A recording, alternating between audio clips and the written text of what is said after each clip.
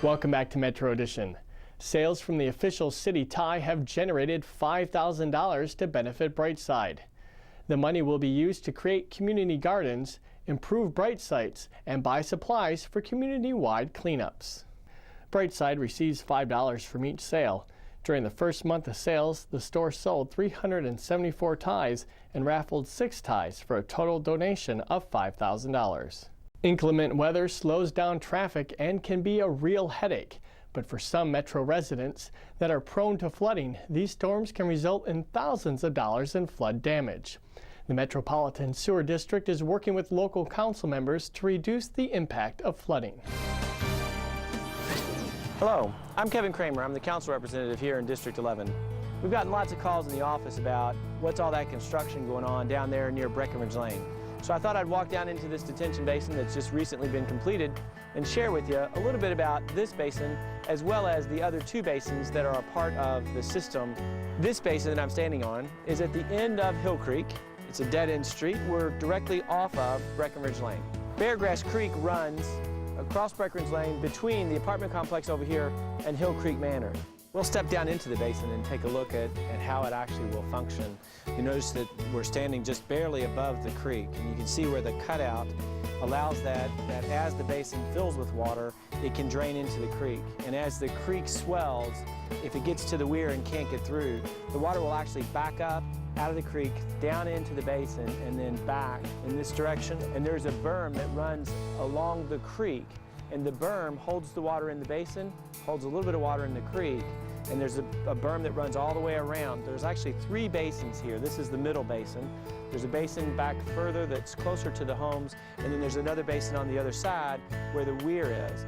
What it'll do is allow water to move down, head back into the channel as soon as the rain stops, and so that the floor of the basin stays dry most of the time. I've invited 3 different guests to speak to us today about how the basins work. I'm standing here with Bill Chamberlain with MSD. Bill was largely responsible for the work that went on at this particular basin, actually with several of the basins in town. Just explain how it changes the flow of the stream. This basin is set up as a weir-type basin with the concrete structure that actually goes across the flow line of the creek. What happens during normal flows up to a certain point, the water comes through the box channel through the structure. When we get a hard rain and we have a threat of flooding downstream, then the weir structure builds the water up and backs it up into these basins, and it'll hold it until the creek clears out downstream, and then when the water drops, it runs out of the basin, back through the box weir and down on downstream. And so what's the purpose of all the concrete then? The concrete is to thwart the erosion that would take place if the weir was overwhelmed and the water was coming over top. Rather than having the riprap or bare grass or ground here, then we would, with the force of the water, we would have an erosion problem here. This is just a transition to water back into the creek. And in a conversation earlier, you were saying that water wouldn't normally come over the top of this very frequently. It would take quite a bit of rain. Quite a bit of rain. If we visited this site and the weir was in place during the September 22nd, 23rd rain that we had last year, and water was coming over top of the weir wall, but that was a 100-year plus storm. So in a normal rain, even a normal October rain that we would get here, this concrete would be wet only from the rain that was falling on it. Right. We should see no water coming over the top of the structure. It should all be either backed up behind it and all the water coming through the box channel. So how much water will one of these basins hold? Well, there's various designs. I believe the Breckenridge Basin is actually 9,750,000 gallons. And it won't very often get to that capacity. Again, it's usually going to hold less water than that. Right, these basins were designed to work in conjunction with each other. They will perform optimally at a 10-year storm, but they will be effective up to a 100-year storm, but the optimal design was for the 10-year storm. So if we get a 10-year storm and this fills up a bit, about how long will it take before it can drain through that weir box on down creek? If the entire watershed is, affected, then, it will obviously take longer because the basin will get more water through it. But Usually with anywhere from several hours to the next day, but after the rain has stopped, 24 hours, it should be drained out. It still will be wet in the bottom, but the water should be drained out in 24 hours. And there is a difference between a retention basin and a detention basin. Yes, it's just retain and detain basically is what the difference is. A detention basin detains the water and dries out, runs completely dry after the rain event, or a retention basin actually retains maybe whatever the design, sometimes a foot of water, sometimes 2 feet. So as a detention basin, this actually can be used during dry seasons as kind of like an open field or open land. Yes, as a matter of fact, the people that live along the creek, I mean, they can use this basically as their backyard. And we'd remind people that the detention basins are dry most of the time. I'm standing here with Bud Chardine, Director of MSD. I'm doing well. Thanks for coming out.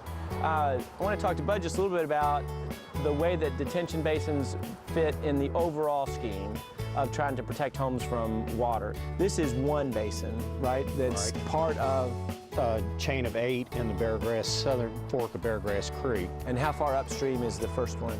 The first one's about a ½ mile upstream. The biggest basin's about 3 miles downstream. A lot of our customers and your constituents, they see the rates, they see the charges they pay for sewers and drainage and flood protection, but these are the results, and these are the things that really make me feel good because they're monument to good public planning. And so without you, without the Corps, without the expertise at MSD, these won't happen. And if you put that in historical context, we can go back to the flood of 1997 when 44,000 people had water in their basements or their first floors. That was devastating.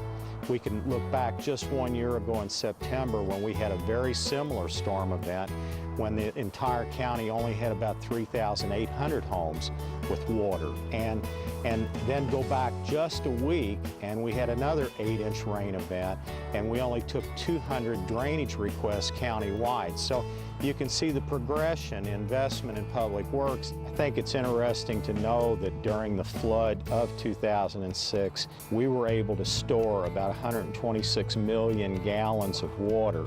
Now, that's very significant when you think about it because 126 million gallons of water in storage means that's that much less water that would have spread out previous to the basins and would have had an effect in people's homes. If you look at the overall picture of what's been accomplished since '97, we're able to store now almost 1 billion gallons of water during a heavy rain event in this community. And that's meant, including in your District 11, that's meant the removal of thousands of homes from floodplain. And those are folks who don't have to pay flood insurance anymore. So not only is it a financial savings for them, but it removes them from harm's way. So the one thing I want to see as we continue on in the future, and I'm sure you do too, is the opportunity to put more basins in so that we can help more people in low-lying areas. This basin has just recently been completed, and the one at Richland was completed just since I've been elected in the last couple years. So you're about at the end of the phase for this stretch of basins. That's right. And we're looking at other areas with the Corps of Engineers throughout Louisville Metro to do assessment studies, and it is a process. We have to be able to justify the federal match that comes back from Washington. We have to be able to justify the local match that comes from local drainage fees. But once that's accomplished, then we have the opportunity then to go to the design phase and then the construction phase. And although it seems like a long process to the residents, when you put it in the historical context, what you're seeing is the difference between an event 10 years ago that would have devastated the area and an event this past year that didn't have very much effect at all in a negative way. Yes.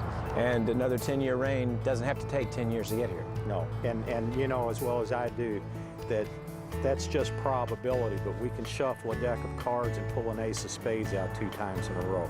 So in our business, we're always looking for what's right around the corner. What's the next set we need to build? Exactly. Great.